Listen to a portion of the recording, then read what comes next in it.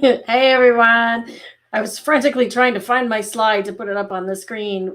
Welcome to another Digital Photo Mentor Edit My Photo Live. I'm Darlene, and today I'm going to be demonstrating editing subscriber submitted photos using Lightroom. Each week I do this here on my YouTube channel at the same time. If you are new to this channel or new to the live, welcome. Let me know in the chat where you're joining from. And if it's your first time, how did you find us? Was it another channel recommendation, YouTube recommendation, or did you watch some of my other videos? Or maybe you saw it on Facebook. So thanks for being here. We're going to dig into editing some photos in Lightroom. And if you would like to submit some of your photos for next time, you can use the link that is right there. And I believe Rob will pop it in the chat for you as well. So let me hop over to Lightroom and we'll start chatting.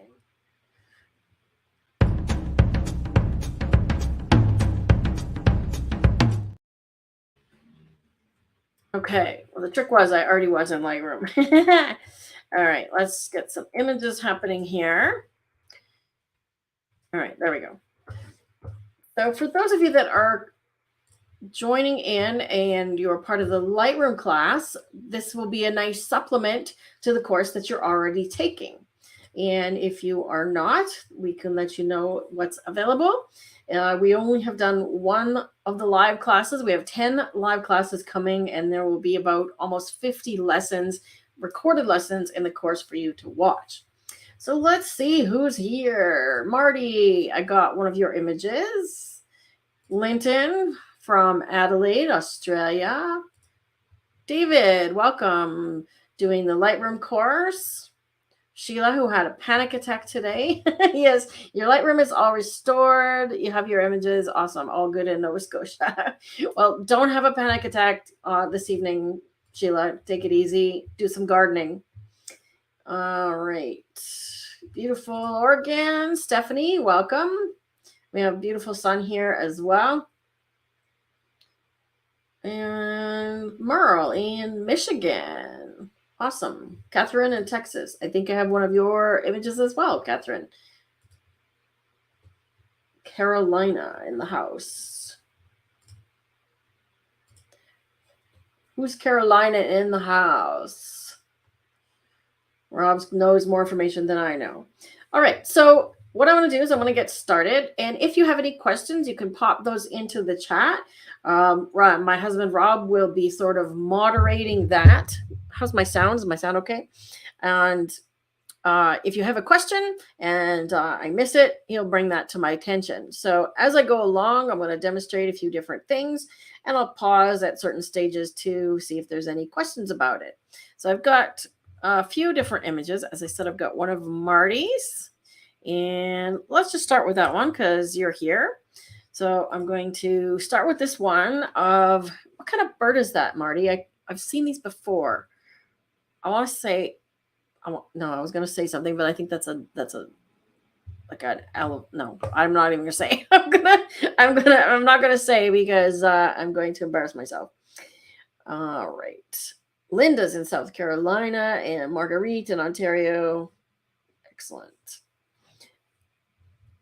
Okay, so to get started here, you'll see me looking over here because I've got my two screens, and I'm going to turn off this bottom panel with the thumbnails here just so we can see the image a little bigger and have less distractions.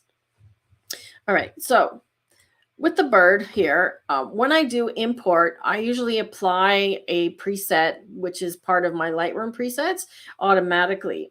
And what it does is it looks for the camera profile, and it adds a little bit of black and white and a little bit of sharpening, right? So these are not the default settings, right? And I also apply, where are we?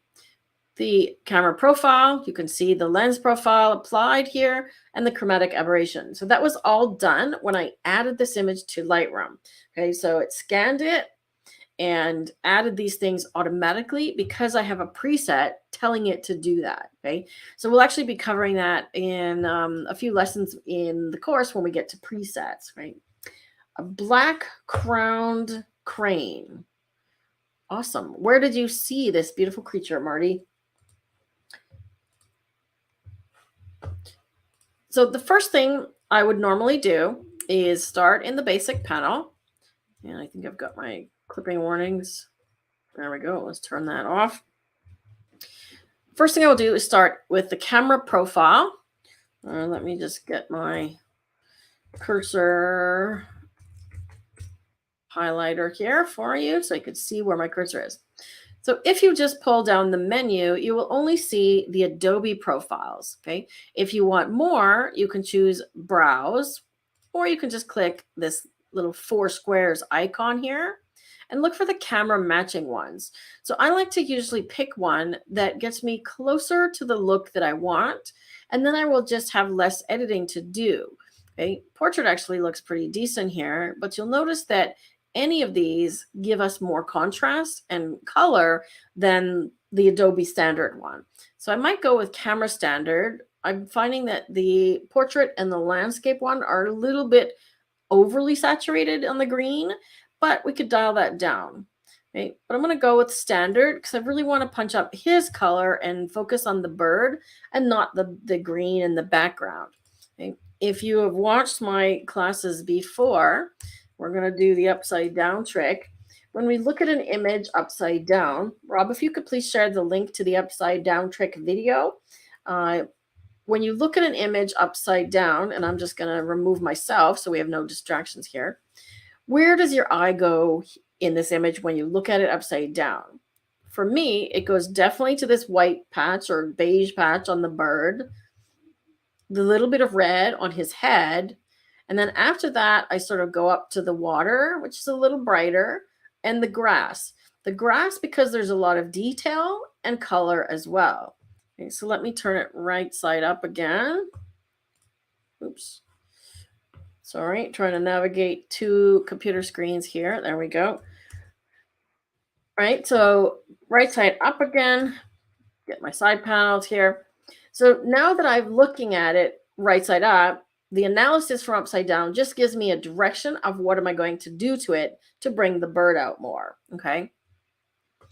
And the 4 things that I was indicating that draw your eye, I'm just going to put those up on the screen for you as well.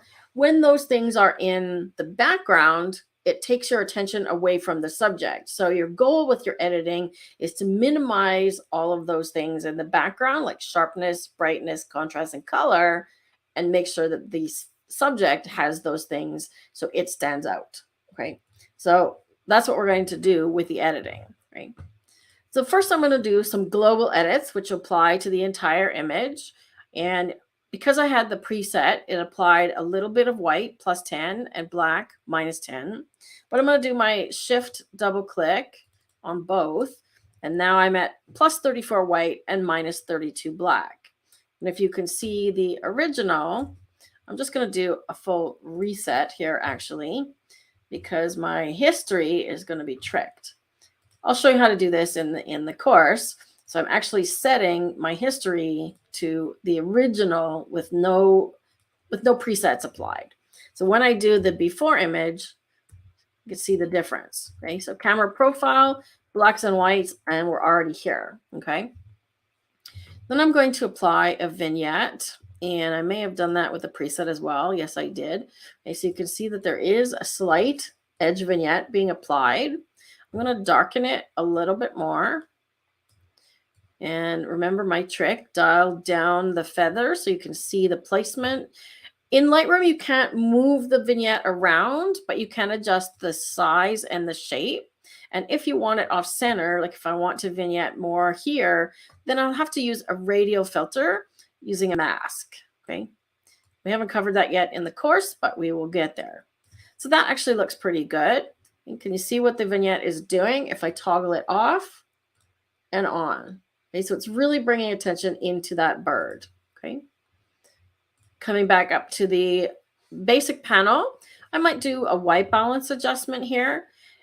You could try the target adjustment tool on the bird. Let me open this navigator so we can see the thumbnail. If I put it over the bird, let's just see if it gets a little bit warmer. marginally. So it looks like it's pretty neutral already. It's not changing that much. See that? Okay. Now, if I put the eyedropper on the water, look at the thumbnail over on the upper left. So whatever you hover the eyedropper over, it's going to try and make that neutral.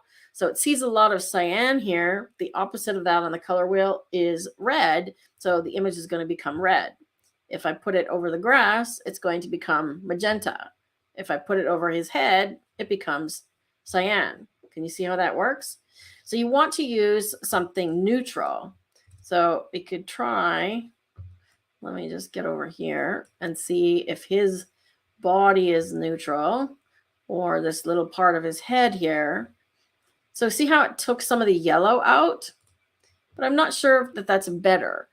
Generally, when you're doing an image like this, I prefer to have a little bit more warmth, which is a little bit more yellow, than erring on the side of neutral or blue. Okay, when it's nature, it's going to feel more comfortable and inviting if it's a warmer tone. Similar with portraits, right? So again, you don't have to have neutral, you just have to have pleasing. The eyedropper will give you neutral, and from there, you can just adjust it to your taste, right? Keeping in mind that you do have to know if your monitor is calibrated or not, because if your monitor is not calibrated, then you may have an issue of what you see on your screen is not exactly what it looks like. For example, if your monitor is set to have a lot of yellow in it, it's going to look yellow on your screen, but it'll actually be blue. So if you post it online or try to make a print, okay, if you've ever had, has anybody ever had the experience? Tell me in the chat if you've ever had the experience of printing something or posting it online and it looks completely different than what it looks like in your Lightroom or your Photoshop. Right? Anybody have that experience? Okay, tell me in the chat, or if you're watching this replay, the replay of this later. Can't speak English today. If you're watching the replay, put a comment below the video and let me know if that has happened. If it has, that is a monitor calibration issue. And while I am speaking this out loud, I think I'm talking to myself saying, I need to do a tutorial on that, right? So I think I'm going to make a calibration tutorial. Hard to demonstrate that, but I'll see what I can do. Okay, so let's see. You've had to be much darker than you expected, Stephanie. So if that's the case, then your monitor's set too bright, okay? So you could turn it down a little bit, but the best way to do that is using a device, right? Using a calibration device. Prints always seem a bit off, blamed Costco. Well, that's that's a possibility as well, David. But if they're always consistently the same, are they always too dark, too light, or a certain way, then it could be your monitor calibration. Particularly photo books, the result you weren't expecting. Then was it consistent throughout the book, Linton? Like, were they all a certain thing? Were they all too dark, too blue, or was it all over the place? Okay, because if it's all over the place, then that's a different issue. Right? You have a ViewSonic monitor, could never get it right through Photoshop. You need to have a device. Where is my device? Put it up here on my shelf. Let me just grab it. So you need to have a device like this, okay? So I have one that's made by X-Rite. Rob, if you could grab the link for this product from Amazon. This is the one that I recommend. I personally don't like the spiders. I've tried them, even the Spider Pro, and I ran the software that came with it. And the first thing that it said was set your monitor to your desired brightness. That's the wrong thing. The software should read the brightness level and tell you to set it to a target, because otherwise you're just guessing and you're eyeballing it again. So that's why I'm not a huge fan of the spiders, and I like these ones better. And that's by X-Rite. So Rob's, I'm sure, digging for that now. Marguerite says they look a little darker on Facebook than the same images on your laptop. Okay, so you could have the same issue. Your monitor could be slightly brighter. Yeah, slightly too bright. Your Spider X tells you where to set the brightness, Stephanie. Okay, cool. So if it does that, like I said, it's been a while, and last time I bought my device, I tried a Spider because it was a better price, but it told me, even the Pro one said to pick it, right? So if it runs and it tells you a target, is that the case, Stephanie? Then that's good, okay?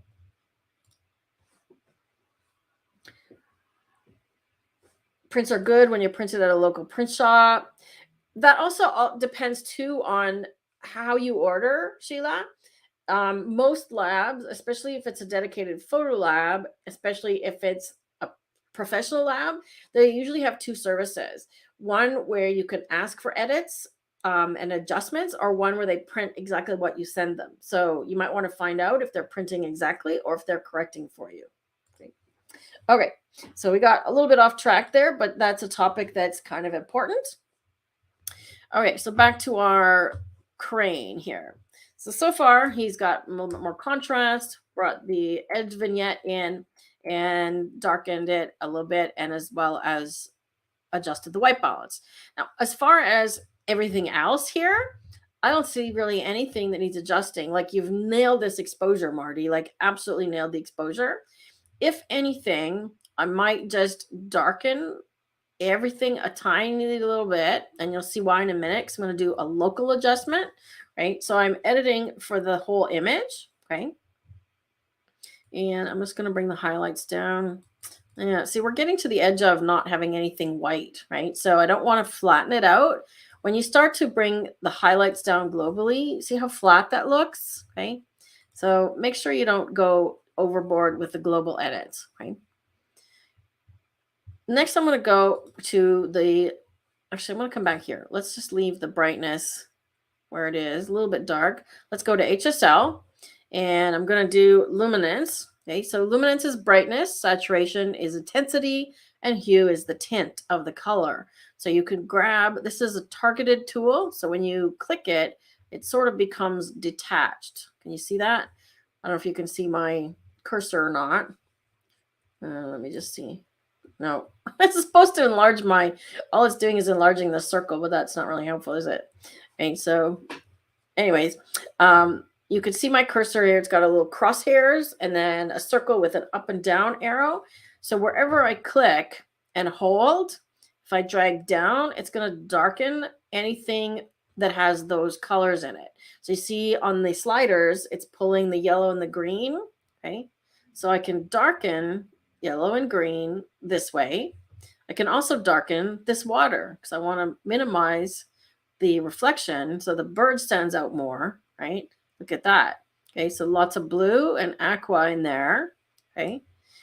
And I'm going to bring the yellow back up because there's quite a bit of yellow in his head, and I don't want to minimize, or I don't want to darken his head, but I like the green being darker. Okay, so we're going to darken the green, but leave the yellow a little bit brighter.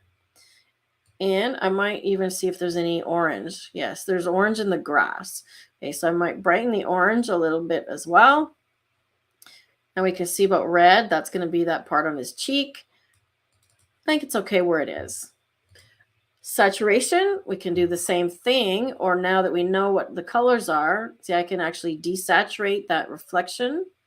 Get rid of that blue if I want to minimize it. Okay, remember, bright colors will take your attention. The contrast of the reflection here now will keep you interested here, okay? We can lower the saturation of the grass. And let's see if we give him a bit more yellow. But I don't want to go too far here because, again, I'm doing global edits, okay? I might even just shift this watercolor a little bit here. So see how I can just make it sort of more blue as opposed to cyan. So let's see what this is doing. Toggle it off. Okay, look at that. Minimize that reflection. Okay. Now I'm going to do a local edit. Okay, so we're going to use the masking tools. And I'm going to just choose select subject and see if Lightroom picks up the bird. And look at that. It picked up the bird and the reflection. So that's kind of cool, right? Now, it didn't get all of him, so I could go in and try and paint him in a little bit more. but I'm going to just boost his exposure a little bit. I'm going to boost his whites. And I'm just going to turn on the highlight warnings with the J key so I can see if I'm clipping. Okay, I am. I'm going to fix that in a minute. You'll see. I'm going to clip a little bit and then just give him a little more black. Okay, so I'm also going to give him some texture and some clarity. So I'm not too concerned that it's not getting his legs. I think that's fine. Okay. And I'm getting a little more, much saturation now on his feathers. So I'm going to dial that back just a tiny bit. Let's see what that's doing on him. See how that's just getting him a little bit of punch? Okay. Now I'm going to do it again. And once it's selected him, invert it. Okay. Now I'm going to darken everything just a little bit. Like so. Now I'm just going to double check my whites, make sure he's not clipping. So I am clipping just a tiny bit on him. So that's okay. So see how just a little bit of editing, a couple of masks, and he really stands out. Okay. If we look at him upside down again, now where does your eye go? Directly to him, right? Nowhere else. Right. And that is your goal with your photo editing. Okay. The other thing we could do is there's sort of lots of distractions here with some grasses in the water. I might consider, doing some cloning to get rid of it. But the thing is, if I get rid of this one, okay, if I use the healing tool, let me make sure I get all of it.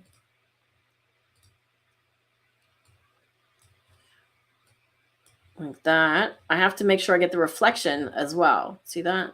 Because I painted out the original. I got to get the reflection as well. Let's try something like that. It's not perfect, and I would probably take that to Photoshop. But can you see the difference that makes? There's just this stick in the water. And now I'm seeing this one down here as well. So I want to get rid of that one.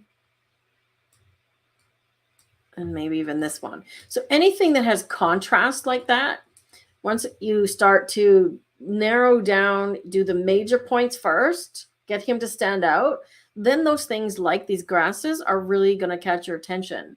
Now I can see things like, okay, his leg band. Do I want to take the leg band off? And if so, let's zoom in really tight here. Let's see if we can do it with this cloning tool. I'm going to select a brush that's big enough. Can you see my brush size? I'm going to select a brush that's big enough to cover his whole leg right above his ankle. And I'm going to use clone. But then I'm going to put it over this part of his leg. Now, unfortunately, his leg is not at the same angle, right? So it's not working as well as I had hoped. Let's try a smaller brush. Let's just try a smaller brush. Okay. I'm just going to paint over just that part. See if I can get his leg to match. Getting pretty close. See that? Let's just see what happens if I do heal. Actually, that's not too bad, is it? Can we get away with that? All right. And then little things like, okay, there's a white feather in here. Do I want to get rid of that? And so on. So you start to see things in a smaller, minute setting, right? There's another white feather here right behind his head that's grabbing attention, and I don't want it to. Okay, so I want to try and minimize anything that is taking attention away from him. Okay. I think I didn't paint that one as well as I could have. Just do that again. Okay, so it's trying to clone from this area. You can choose a different area. Okay, see the difference? Now, once I've got it done, I might adjust my overall brightness a little bit more so he's not quite so dark. Give him a little bit more black. and so on. All right. Okay, what did I miss? Monitor calibrator. Let's see. Merle says, I set my printer to adjust for the brightness of the monitor. Always comes out very well. I like the way the monitor looks for other programs, so just adjust it via the printer. That's awesome, Merle. That's another way to go as well. So you're managing the color management with the printer, and as long as you're happy with the results, that works. Yes, Rob has 3 monitors. We call it his cockpit in his office, and they're all different colors, and I come down there and it drives me crazy.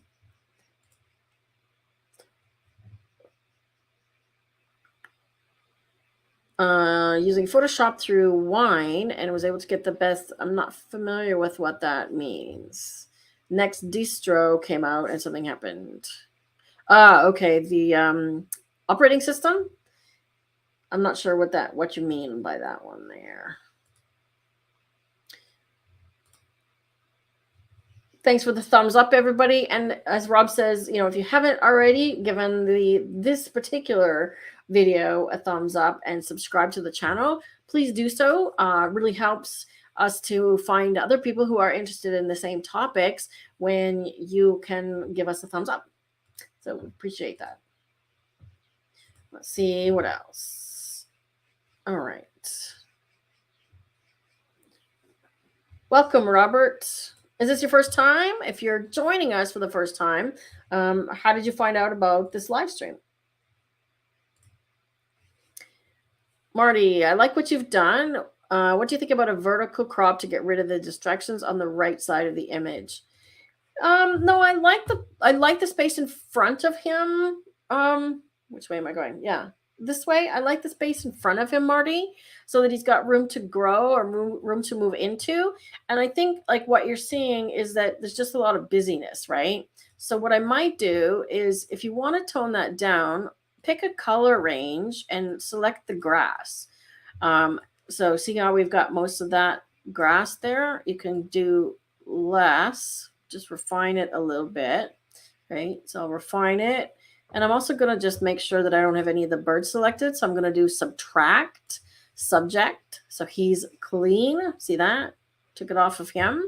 And all I'm going to do here is lower the texture and the clarity and potentially contrast. Okay. You can even take sharpness down, okay, and start to sort of blur the background a little bit. And if I'm going to do that, what I might do is make sure that it's not so much around him, but further to the edges. Okay. So let me just close that. Can you see what that's doing?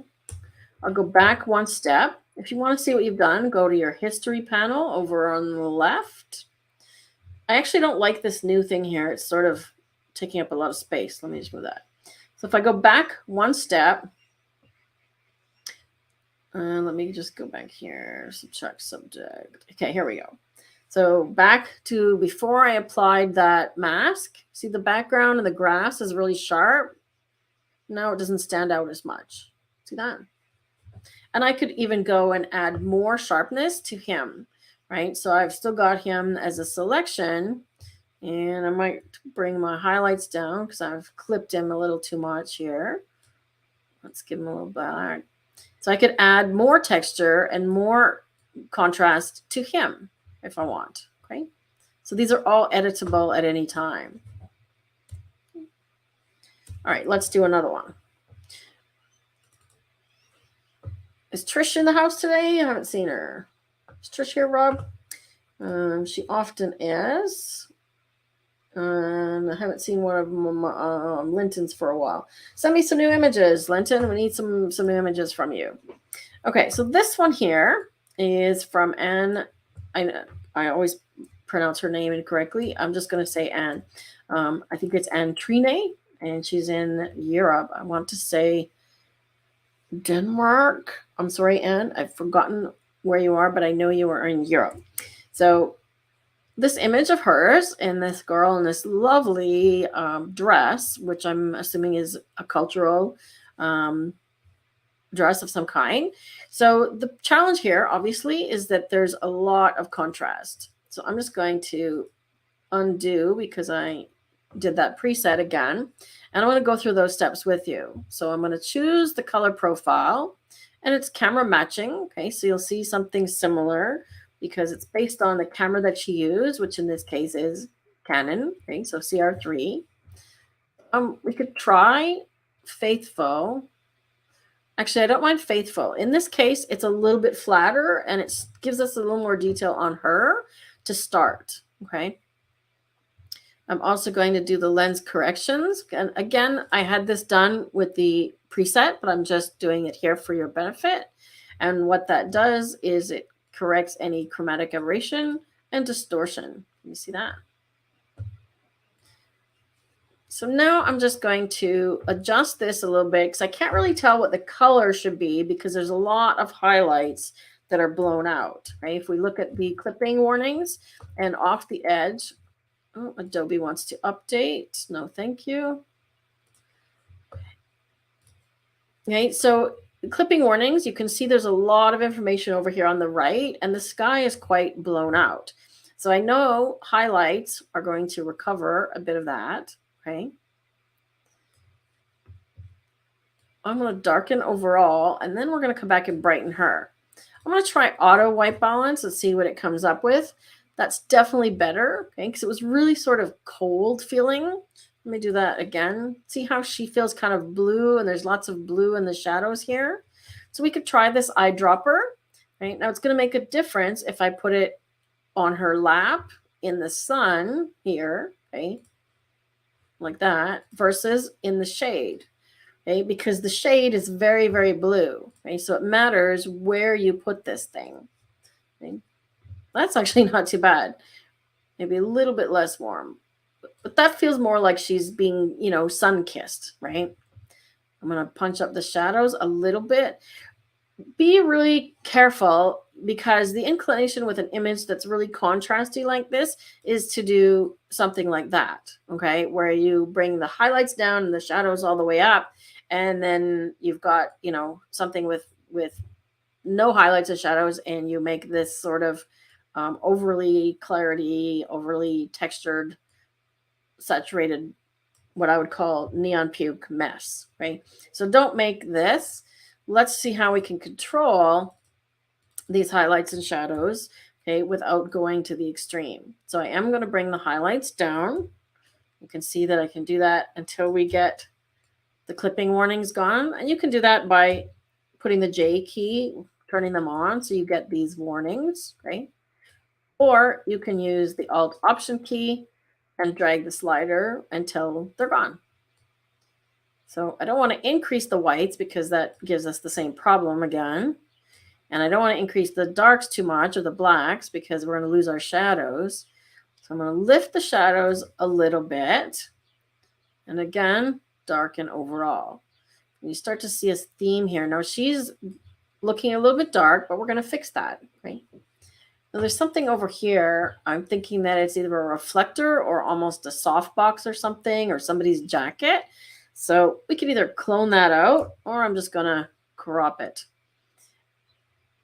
One thing I look for when I'm cropping is the edges, okay? She's got a little bit of space at the bottom below her feet. She's got lots of space over here, which is good. So she's in that third. And this thing on the left we want to get rid of. And then at the top here, there's sort of just this sliver of sky at the edge of the rock. So I'm going to come in. I'm going to keep the aspect ratio by holding Shift. So when I hold the Shift key down, it won't let me change the shape. Okay. And then I'm just going to come in until I get rid of most of this thing on the left. And I've gotten rid of that little sliver of sky at the top. Okay. Now it doesn't really bother me that much, but if I want to get rid of it, I could probably just, you know, use the cloning tool or the healing tool and try and get rid of it. Things on the edge I find are harder to get rid of like this, especially if you're using the healing tool. It tends to go into this blobby mess. So you could try cloning, but then of course it's an exact replication. Okay. Let me try healing over here. Yeah, so I'm still getting that black, and now we're duplicating the spots, which is no good either. So if I was going to get rid of this one, I might either crop it a bit more or go to Photoshop, right? But it doesn't bother me now. What does bother me is this red guy's jacket or sail or whatever this over here. Okay, so we can either deal with red and desaturate it, but what color is she wearing? Red. Okay, so if I desaturate red using HSL, it's going to affect her top. So I'm just going to use the cloning spot healing tool. Right, see, that did a pretty good job. I might just move it a little bit. Now I'm going to have Madagascar song in my head. I like to move it. All right, like that. See how I'm lining up? I'm trying to line up the horizon there, and now it matches. Okay. Feather a little bit more. Try a different feather. There we go. And the sail is gone.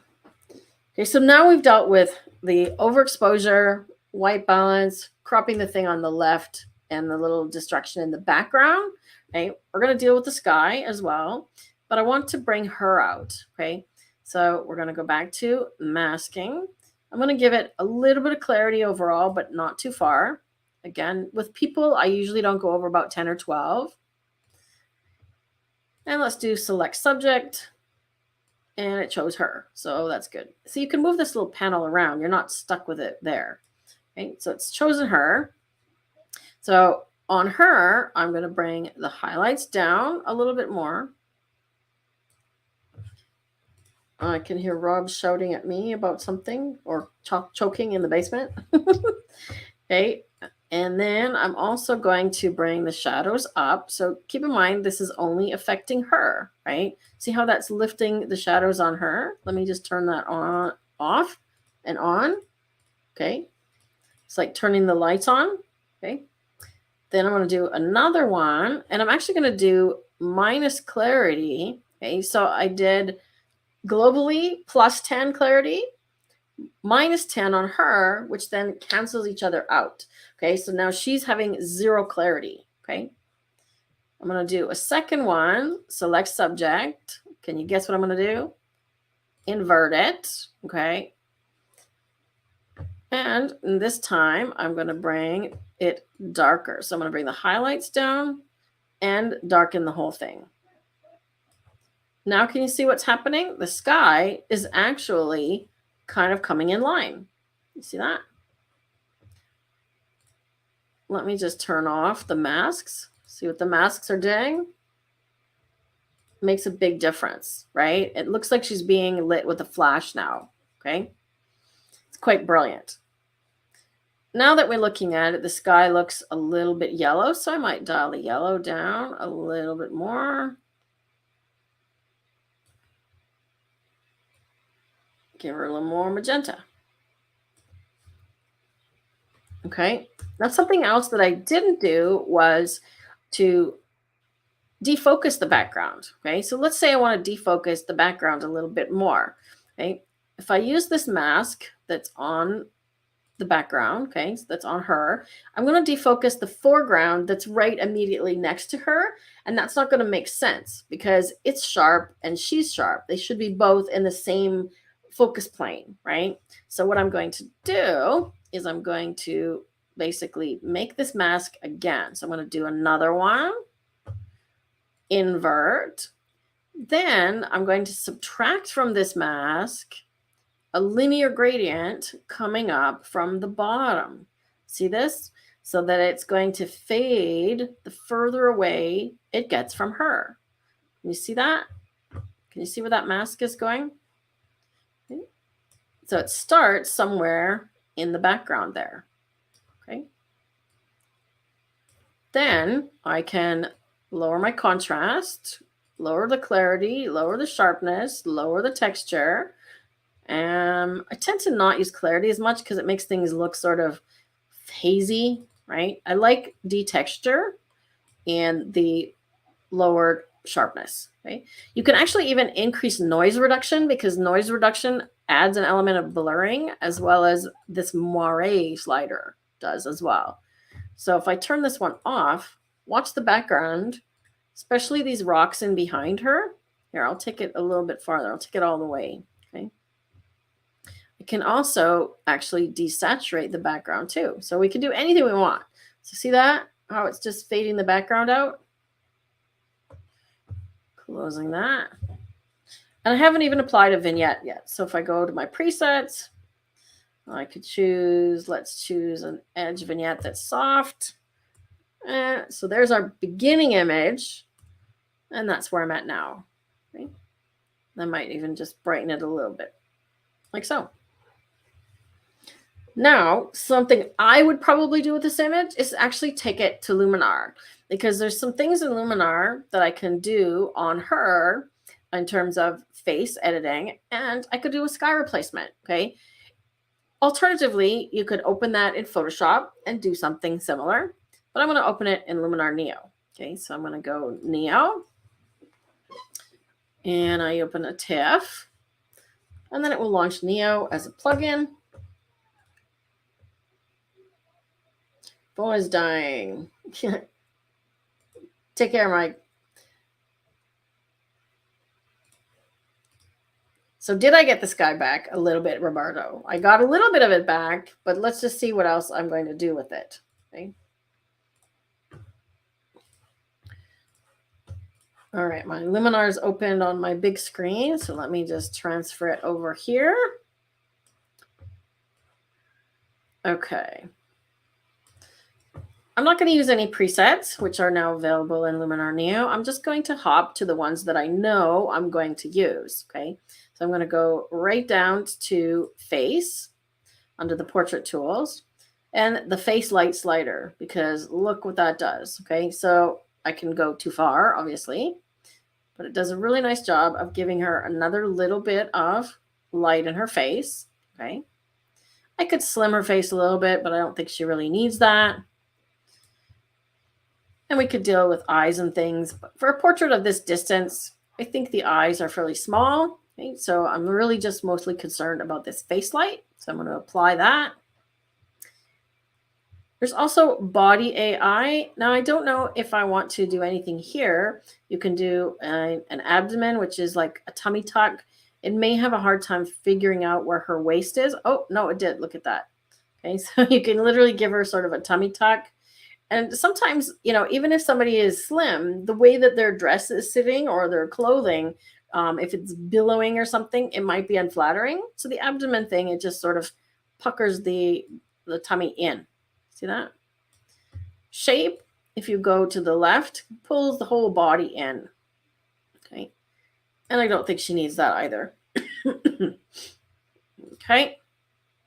Another one that I do on portraits is under the Glow tab, and that is the Orton Effect Soft. And I'm going to add some softness and just lower the brightness. So portraits are something about portraits, especially when it's in harsh sun like this. It's going to be very hard on the face and the skin, right? So I'm just adding a little bit of glow to soften the overall sharpness, which is almost too sharp for portraits. Right? Your lenses are so sharp. I could actually go back in here and do skin AI, which I didn't do either. So we could give her a little bit of skin smoothing. And if I try the shine removal, it may try and tone down this bright highlight on her head. Yeah, it is. Can you see that? Let me just go to an extreme here. Okay, see, it's filling in that highlight on her chin, on her face. See that? So that's doing actually a really good job. And now we'll come to the sky replacement. But before I do that, I'm actually going to do Portrait Bokeh to focus this background even more, defocus it even more, right? So I faked it a little bit in Lightroom, but the masking tools in Luminar is amazing. So I'm just going to do this Portrait Bokeh. And once it finds her, there we go. You can see the mask it made on her, okay? So similar to Lightroom, right? It grabbed her. Now it's missing part of her arm there, so I'm just actually going to paint that part in so it knows her arm is there. Like that. That looks better. Okay, now I can darken the background using the brightness slider. Watch this. You see that? so we can make her stand out even more. And I can move the focus closer to her, or the blur rather, closer to her, which is not realistic, or further away. So I'm going to leave it a little bit further away, like so. And we can even add a little bit of bokeh with the highlight glow, okay? Or warm it up or cool it down. Okay, so we can even cool the background. So let's see what this tool is doing here. Give it a second to catch up to me. Am I missing any questions here? Let's see.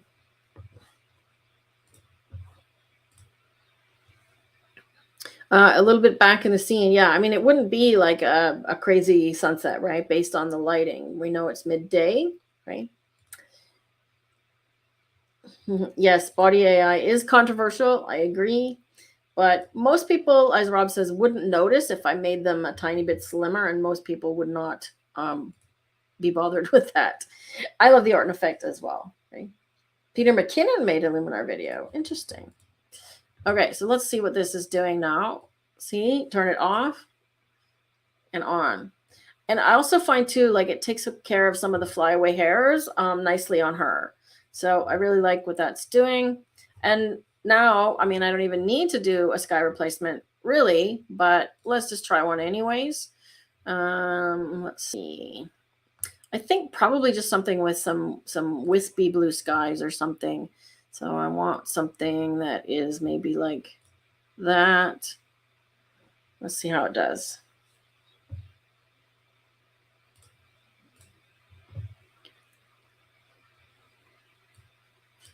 Okay, so see that? So put it in, and we obviously need to defocus the sky. So I'll just defocus it.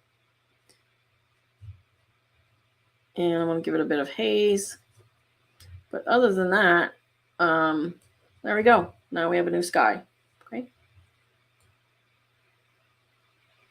Something like that. I just wanted something that was had a little bit of texture in it, like just ever so subtle. I'm looking through all the skies here. I've got a lot of skies of my own and a lot of skies that come with Luminar, but also some other ones. That one's too dark. Yeah, I think I had the best one. We'll just go with that. Something like that. That's actually not bad either. So any of these that have sort of the dark blue sky here, okay? All right, so now I'm done with Luminar. I could also add a vignette here too, if I want, because the vignette in Luminar can be put off center, right? So I can actually create one that's, round, and then put it right around her like that.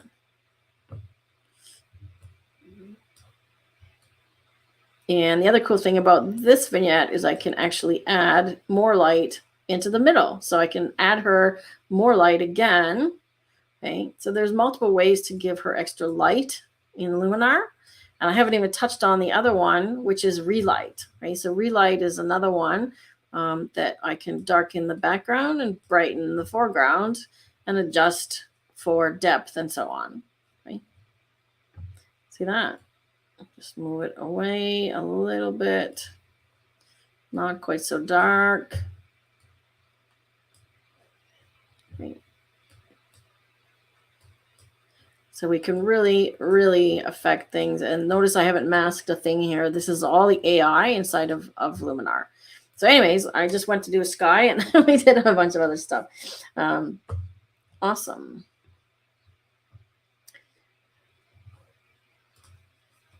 Subtle change in the sky, but more interesting. Exactly, Catherine. So I just wanted to add a hint of something there because originally it was really blown out. And we'll come back and show the before as soon as I hop back into Lightroom here. Okay, so this is now the edited version from Luminar. And I'm going to create a third one here with the copy, and I'm just going to reset it. Okay, so let's see the progression. Okay, survey mode is N on the keyboard. Okay, so the first one, this one here was the original. Okay. Lightroom edit, Luminar edit. Okay, so I probably went a little bit too dark on the background, but look at how she pops now compared to the original, right? She's lost, but that data is all there. It's all there. There's no data missing. There might be still, you know, a little bit of work to do on her lap here, but overall, like she just pops now in this picture, right?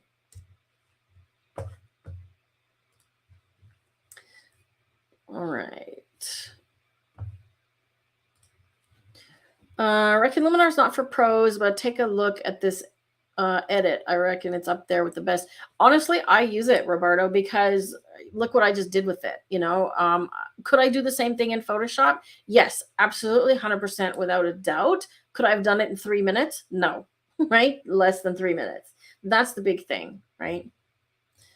And it does do some heavy lifting. So even though this is Lightroom night, and I went to Luminar, it's because I use them both. And Luminar is like my finishing touches, right? You can tell them in the chat, Rob, about finishing salt. We have a joke in our family about finishing salt. Okay, because my husband is into all kinds of salts, and Rob collects salt wherever we go. He loves different kinds of salt. And we went to our families for dinner, and Rob said, "Do you have any finishing salt?" And our brother-in-law looked at him like it was out on another planet. All right, let's see if we can do another one. How's our time here? Okay, we can probably do another one or two. This one is from Trish. So I'm not sure if Trish is here. Oh, I've got Catherine's. I've got one of Catherine's. Which one do you want me to do, Catherine? I've got this one or the flower. Let's take a vote, actually. We've got two pictures from Catherine. Tell me in the chat, do we want to do the flower or do we want to do the mountain scene? Tell me now. And while I'm doing that, I'll see if anybody else has anything else to say. Roberto was doing a little bit of film in the 90s. Well, I shot a lot of film in the 90s, Roberto, because my entire first half of my career from 87 to about 2004 was all film, right? Did my own darkroom work, color and black and white. Okay. Impressive. I hope that you mean the edit and or the Luminar bit at the end. And David, I will be actually showing that when we get to plugins and going to third-party plugins when we do the Luminar or the Lightroom course, right? Do you, again, lots to think about. Thanks, Marty. Do you lose data when you convert to TIFF? Yes. Could I have sent the raw file to Luminar? Yes. Could I have sent this to Photoshop as a smart object and then applied it as a smart filter? Yes. I could have done all of those things to lose less data, but for the purposes of demonstrating on this one, I just went straight to Luminar. And often if I'm just doing a finishing, I will just go straight to Luminar. So let's see, landscape. Pretty much everybody voted for landscape. Okay. So including Catherine. So that is the vote. All right, here we go. Landscape it is. So notice this one has already been set to camera landscape. Now, I don't remember if I did that or not. Yes, I must have. So I've reset this one. Okay, so the first thing we're going to do, the camera profile. And again, we can choose landscape, which gives it more punch right out of the gate. Vivid, same thing. I almost never go with that because by the time I start adding extra color, it's almost too much. Okay, so I'm going to even go with standard because I feel like landscape's going to give me too much green. So I'm going to go with standard and we're going to punch it up. Okay. Then the next thing I'm going to do is these lens corrections. And you'll notice that I can go really quickly from one panel to the next because I have them on solo mode, right? If you're not using solo mode, right, click on any of the names of them. And when you turn off solo mode, what happens is every time you open a panel, you get another panel open, right? So see how much longer it takes me to scroll from the top to the bottom versus just doing solo mode, you get one panel at a time, okay? So if you open one, it closes the other one. See that? Okay, so I'm going to do remove chromatic aberration. Actually, I wonder if we have any. Let's have a look. No, I don't really see any. It would show up along the edges of the trees, usually as a little green or a magenta fringe, but it doesn't hurt to check it off. Then I'm going to choose profile, and it selected the lens that she's using. See how it found it, right? So it's just doing a little bit of slight distortion correction.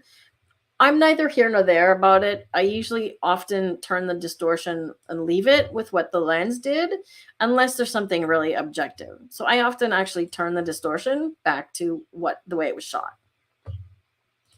Okay, back up to the basic panel. So these are kind of my steps.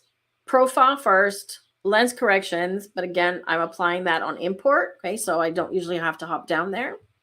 And then I'm going to do my whites and the blacks. So shift, double click on both. See why I chose this profile, the standard, as opposed to the other one? Now we have as much color, and we have the nice white and the black point, and it's not over the top. Okay. If I had chosen the landscape, see now the contrast is almost too much. Okay. So I anticipated that was going to happen. Okay. And I'm going to add even a little bit more black. Bring the highlights down. Again, the highlights are affecting this top area, but it's also playing out everywhere. So I'm going to bring the highlights slightly down, but not too far. I'm not going to worry too much about the shadows. We can decontrast it a little bit. Now notice this dehaze slider, okay? See if I pull the dehaze slider, see how it's mostly affecting this top part? Okay, so dehaze works great in terms of finding the bit that is hazy and bringing out more detail. So look at how much that pulls out the mountains, okay? Then we can add just a tiny bit of clarity. I'm going to add a vignette using a preset, right? And then we can go to HSL color. I'm going to target the sky. So we can try the sky this way first, and then we can try a mask, okay? So if I just grab the sky and pull it down in terms of luminance, it's blue and cyan or aqua, okay?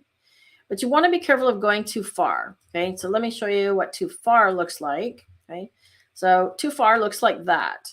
So you've got this fringe outline here, and see how grainy the sky is? Can you see that? It's really noisy.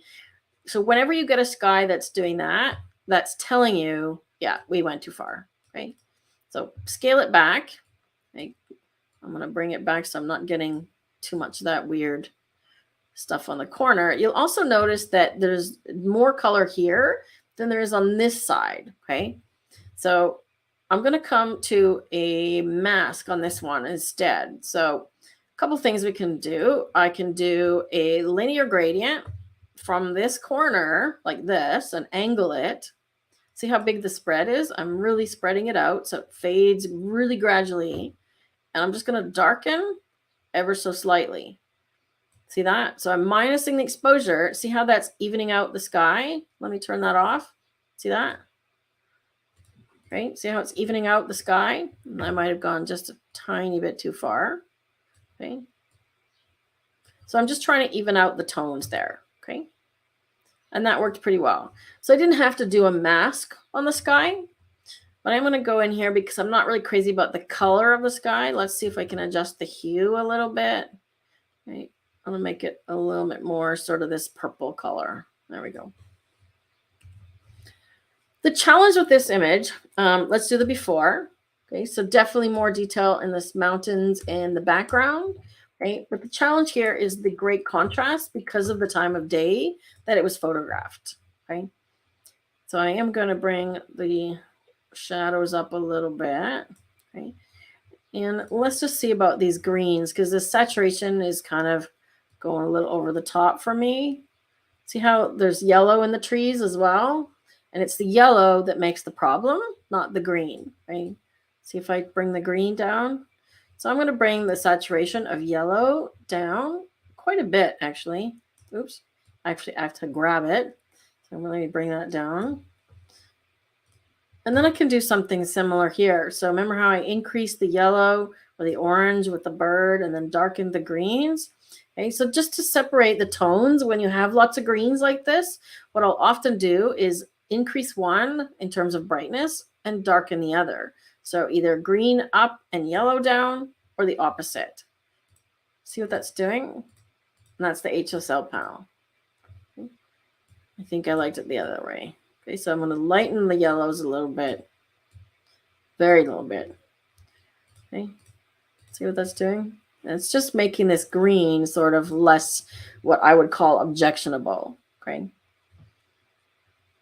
Now I'm going to add a custom vignette, and I'm going to do a radial gradient, and I'm just going to fit it sort of in the middle here where this cabin is. Okay. I have a sleeping cat sitting next to me on my desk. Hopefully she doesn't come to any typing. And then I'm going to invert it because I want to affect the outside. Okay, so everything else, make it a little bit bigger. And feather it a little bit less. Okay, so see the feather? The feather basically means how much does it fade. If you have zero feather, you have a hard edge. Okay, so you don't want to edit like that, because if I darken, see, that's what happens, right? Feather, soft. Okay. So now see what I've done. See, I've darkened all the way around, and I'm actually going to, I want to make this circle bigger and go off the edge. So I'm using the keyboard shortcut to shrink my picture. I'm just using Command or Control minus to make it smaller. Okay.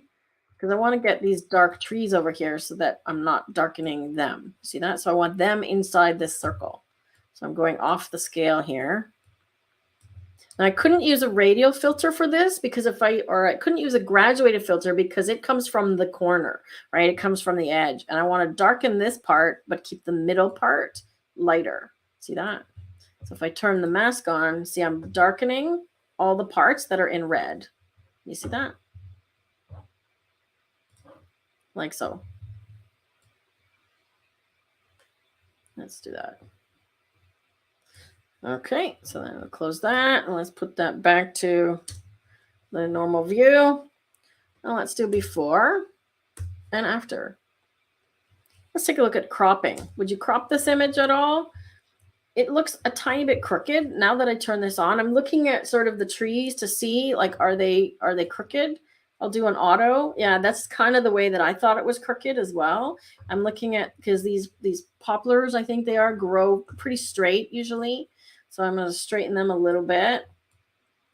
And I would be inclined to make this more of a pano, to be honest.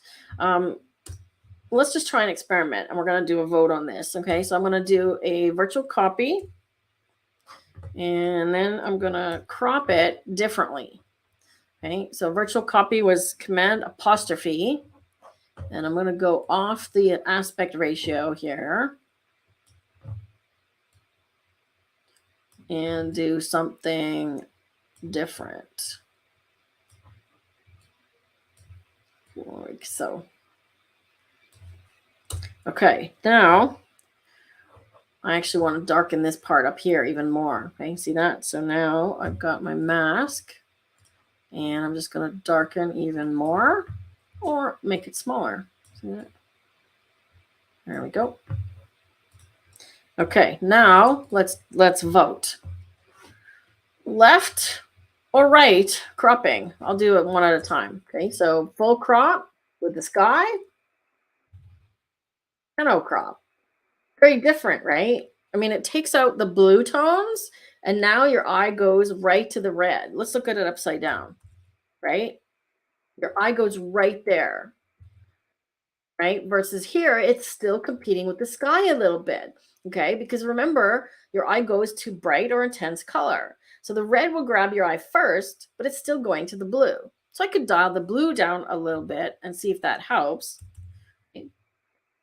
Which cropping do you like better? Pano, right? Okay.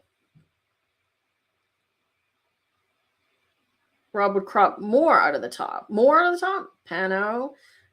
Prefer the smaller cropped one. Too much in the large one, and the cabin is lost. Okay, so you mean the Pano one, Linton, the one on the right? The one where I cropped off the sky? So Rob says cut more of the into the trees. Okay, all right, let's try that. So down into here like so. I'm just going to come, yeah, like that. Oh, he's yelling more, more, more, more, like way down here. Like that. Okay, so he's going way far. He's going way far. I don't know if I would go that far. He's yelling more, more, more. I like the idea of this though, because it's sort of almost thirds, right? You've got the foreground and the cabin and the lower third, then this next row of trees in this third, right? So I kind of like that idea myself. Merle likes the left one. Let's see. Cropped. Marty likes the cropped one. Crop needs to be tighter, full left. So it looks like mixed. I'm curious, which one do you like, Catherine? Now that I've done them both. But it's fun to try both, right? And that's why this, virtual copies are great, because you can do both. And something like this might actually even make a nice black and white. Okay, so if I want to make another version, and keep in mind, I'm not copying the raw file. Oops. I don't know what just happened there. Oh, I made 2 virtual copies. That's what I did. Something like this, right? I'm just making another thumbnail. That's all I'm doing. I'm not copying the raw file. So it doesn't take any space on my hard drive. Okay, so let's see how this plays out as a black and white. Because now I can do things like brighten the trees and the red, right? We can do green or yellow. Let's go both ways. Yeah, definitely green darker this time. Right? We can darken the sky, right? And now I can sort of go a little farther with it, got a little bit more latitude, right? So that's not bad. Very different, right? Look at the mountains, lots of purple, right? So we can actually give them a little bit of light up there on the mountains, okay? Like that. And then once you do a black and white adjustment, always go back and make sure that you have decent contrast, right? Like so. Now this is one where I might use a tone curve because I want more contrast in the middle, but I don't want more contrast on the ends. Okay, so I might do a quick little tone curve in here. See how that gives me more contrast in the middle? I've gone a little bit over the top, but you can get the idea. So it makes kind of an interesting black and white. I find that when you shoot in the sun, if you have no other option for a time of day and you get lots of strong contrast, often it will make a really nice black and white. So consider that as well. Let's just see them all together here. So there's kind of our variations. The black and white one has some neat sort of like waves in it, doesn't it? Let's see. Likes the mountain scene with a touch of blue from Marguerite. Sheila says pano. Brandon says pano. Sky is likes the pano, but like the sky in the other one, Ellen says. Catherine likes the pano if I want to focus on the cabin. Yeah, so it's totally your choice, right? I mean, it's Catherine's image, so she gets to choose. David likes the sky. Stephanie likes black and white. Cropped version loses too much of the location. That's a valid point, Merle. Yeah, for sure. He likes the black and white. Catherine's loving the black and white. I'm making the different images with virtual copies. Yes, Sheila. Right. So when I look at these this is in a collection, right? So you'll see that it has these little folded corners here. If I make the thumbnails a little bigger, you can see these. Hang on. You see these little things on the corner here? That means a virtual copy. Okay. So this is the original. You can see it says NEF, copy 1, copy 2.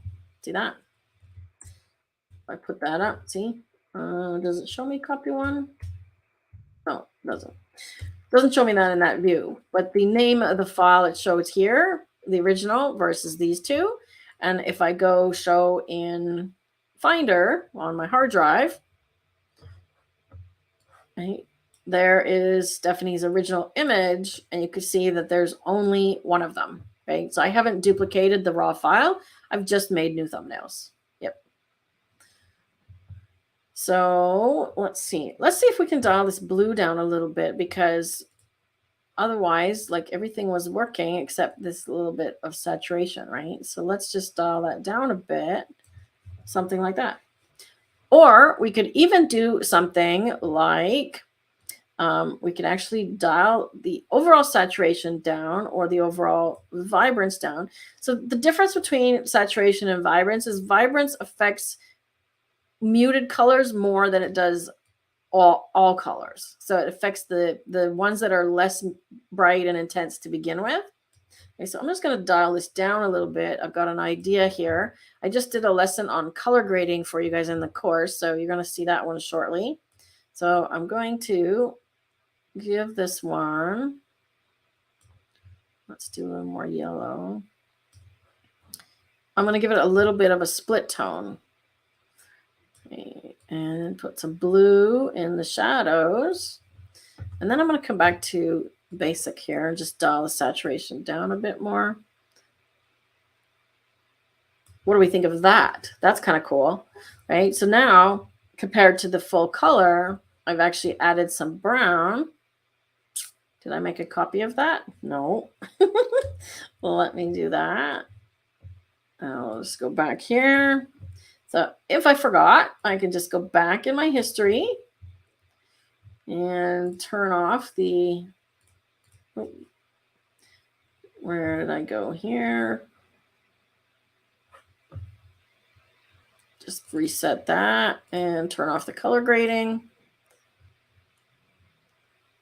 And let's compare. So now, let me put these side by side here. Oh, we didn't talk about moving things around yet, did we? Okay, we can do that as well. We're going to do that in collections. All right, so now we have, this is the color version. This is my sort of faded out with a color grading underneath. I kind of like this one, actually. Pano and black and white. So really quickly, we've got 4 different versions of the same image. I like number 2 myself. I'm kind of liking this one. And cropped that way as well. So for me, it was the blue of the sky and the mountains that was grabbing me away from here. But now that it's toned differently, I like that one. Now you do have to replicate, Catherine. Exactly. It's your job to take this and replicate. Awesome. Okay. Do we have any other questions? Rob says we've got a couple of people joining late, so I'm going to do one more image. And let's do this one of Trisha's, because I thought this was kind of an interesting image here. So I'm just going to make sure it's reset. So we're starting with the original. Oh, not a snapshot. Okay, so that's the original image. So there's lots of really cool textures here, right? So it looks like this rock has been smoothed, obviously, by water and the ocean. And you can see all of these pebbles are like rock, water smooth as well, right? So really cool subject matter. So let's go into camera profile, and I can tell that she's using Fuji because of the camera profiles. There's not a lot of difference here. I don't see a whole lot of difference as well. And I may end up making this one black and white. We'll see. Let's do whites and blacks. And we're going to do some clarity and texture. I'm going to add a vignette with one of my presets. I'm just going to use the one that's medium darkness. And I want to crop a little bit because I find that there's a little bit too much of this foreground rock. There's kind of almost a third of the image. And this little, here, let me just zoom up here. This little sort of nook up here is bugging me because it's got a light capture. Okay, so I'm going to go crop in a little bit from the left and a little bit from the bottom. And I might even go a little more from the bottom here. So we're not keeping the aspect ratio, but that's okay. Okay. Now we've talked about how images read, okay? Like the whole left to right, top to bottom thing, okay? And in here, if we start at the top left, your eye reads left to right, top to bottom, and you kind of go swoosh out of the image, right? So let's see what happens. Virtual copy. Let's see what happens if we flip it. Okay. Now,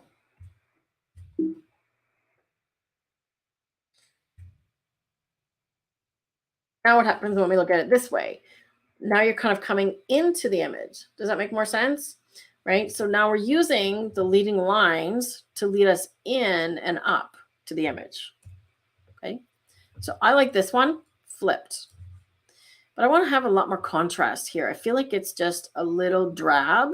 So we could try some HSL. I want to darken this tone. Okay. So see now there's lots of, there's lots of blue in this rock. That's kind of neat. And let's see about orange and yellow, because I think there's a little bit of orange in the rocks in the bottom, and there's definitely yellow in the stone. So see how just shifting these colors a little bit really affects the contrast, right? Let me turn it off and on. I'm looking at the stripes and the patterns. See that? Okay, so colors.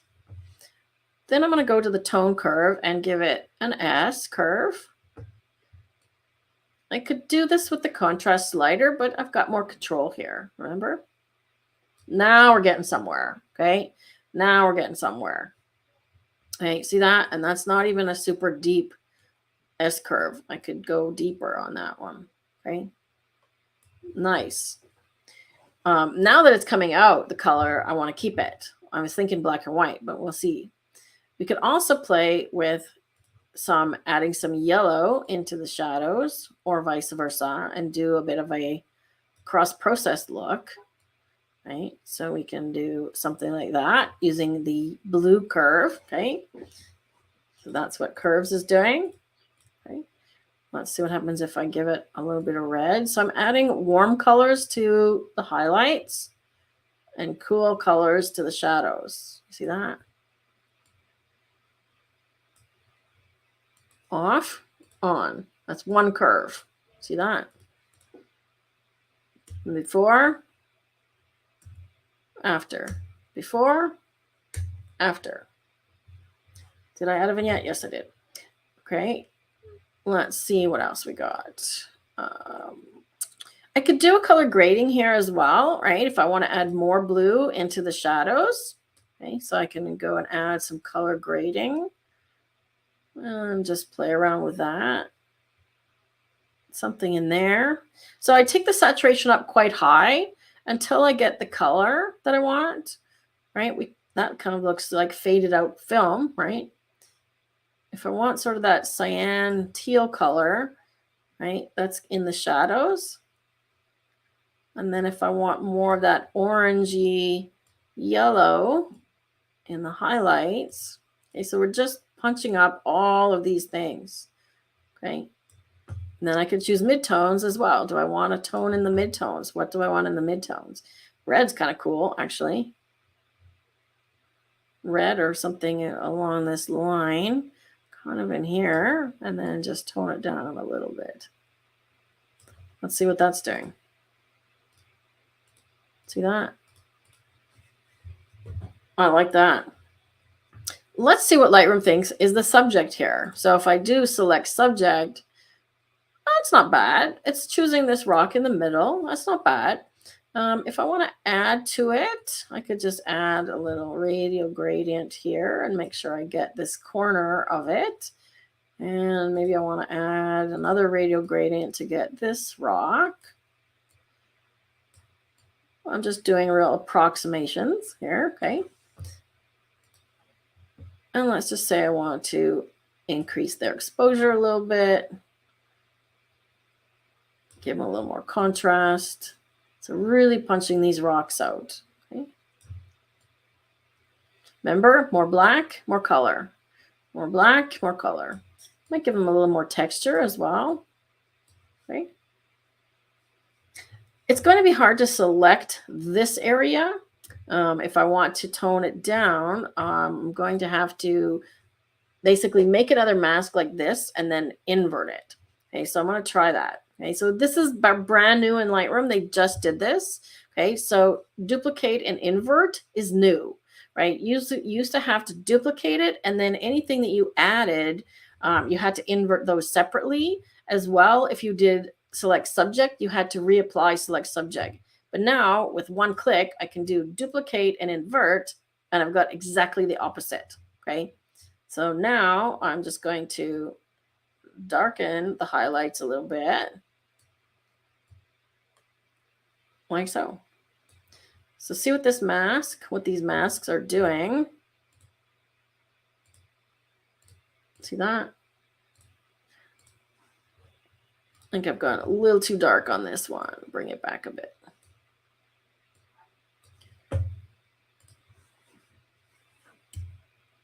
Something like that. So I think this is a really, really cool image, wherever Trish took this, right? So I've used the tools to bring out the contrast and the color in this rock, right? So we used HSL to adjust the colors and shift them. Look at the difference in the rocks, okay? We used color grading to do even more color. And I used a tone curve to do some color as well. So what was a very almost monochromatic image became much more colorful.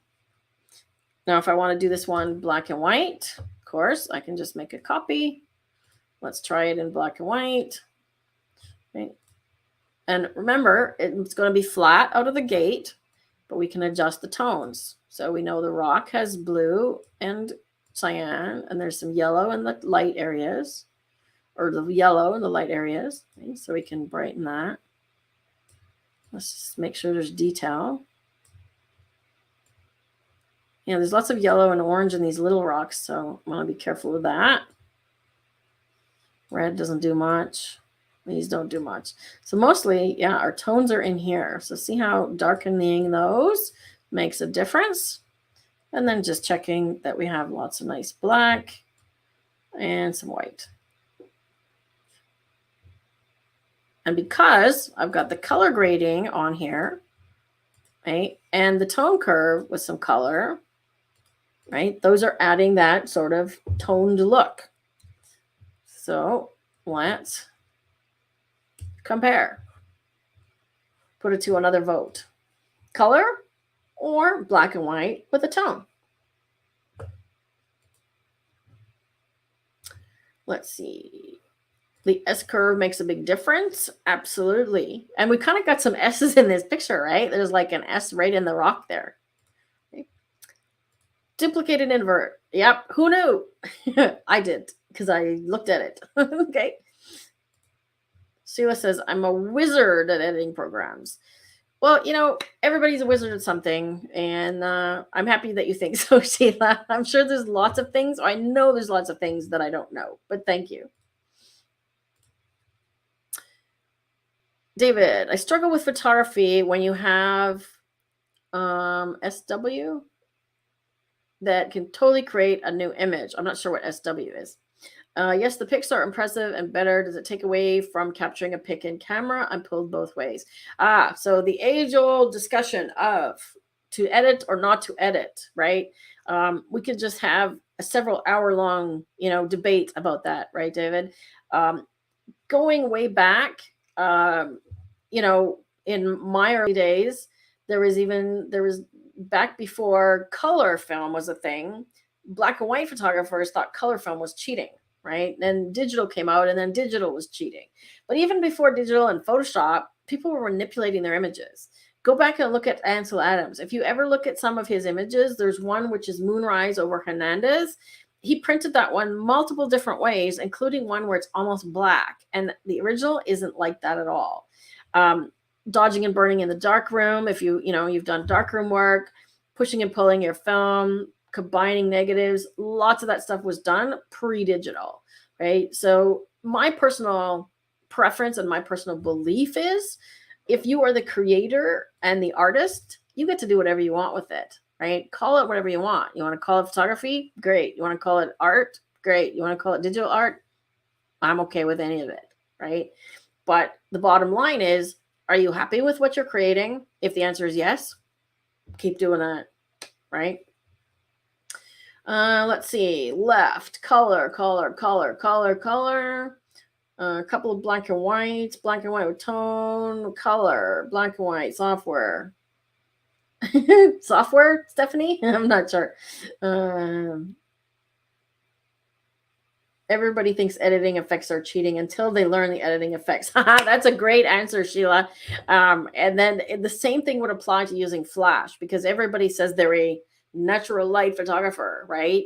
Because guess what? They don't know how to use Flash, right? So if you want to learn how to use Flash, it's actually really beneficial. So thanks, David and Merle. I'm glad you like my philosophy. I mean, honestly, if you like it, who cares what somebody else says about it? If it's your art and it's your work, who cares, right? If I don't like it and you want to make saturated things that I don't like oversaturated, go for it. You're not doing it to please me. Do it to please yourself, right? Now, if you become a commercial photographer or any kind of commissioned work, then all that goes out the window, because then you have to please the client, right? So changes the game totally, which is why a lot of photographers actually end up almost burning out, because they end up working for somebody else and doing the thing that they were passionate about and having to please somebody else, as opposed to, okay, I'm just going to do it this way because I like it, right? So think really long and hard before you decide to go, pro, if that's something. But this is a fantastic image, and the only thing that's wrong with this image is I didn't take it. So I think it's a beautiful image, Trish. I'm just going to come back here. So I've got that on my screen again. See what I did there, Rob? I put it in my Lightroom catalog, so I don't have to go find it all the time. Yes, we should buy neonpuke.com. Absolutely. We're going to buy that. We're going to buy that domain name. Look for a website coming soon. Right. And if you want to learn Flash, Sheila, I've got a course for that too. Yes, Rob is reminding me. I do also have, I think I put that in my thing as well. Maybe I didn't. I thought I added it. Let me just go over here. There it is. Okay. I knew I added this into my Lightroom. So next week, we are going to be doing something a little bit different. I was supposed to do this last week, but we had a delay. We had to reschedule. So next week, July the 6th, Angela is joining me from My Leo Photos. And I've started playing with it this week. And I've started doing things like tagging my images and removing duplicates and things. And I watched a webinar on Tuesday, and I think that it's really going to help a lot of people that have a big mess and have lots of duplicates. And interestingly enough, I found that I had lots of duplicates myself. So things like my texture pack, I have saved on like 4 different places, my own texture pack that I created. So I certainly don't need that in 4 places. So next week, same time, we're going to be doing organizing and sorting your photos, but still send your images in for the following week. We're going to be doing Luminar. And then 2 weeks from tonight, we'll be back to, 2 weeks from tonight will be Luminar. 3 weeks from tonight, we'll be back to doing Lightroom. So if you're curious about Luminar and you haven't used it and you'd like me to edit your image using Luminar, submit it using the form. If you could please share the link again, Rob, submit it using the form, and then put a note in saying that you'd like me specifically to edit that one in Luminar, just that you have an idea of what's possible, right? So I won't be using Lightroom at all next week, just Luminar. So at that, I'm going to sign out and say good evening, and we'll see you again next week for My Leo Organizing Photos. Take care, everyone.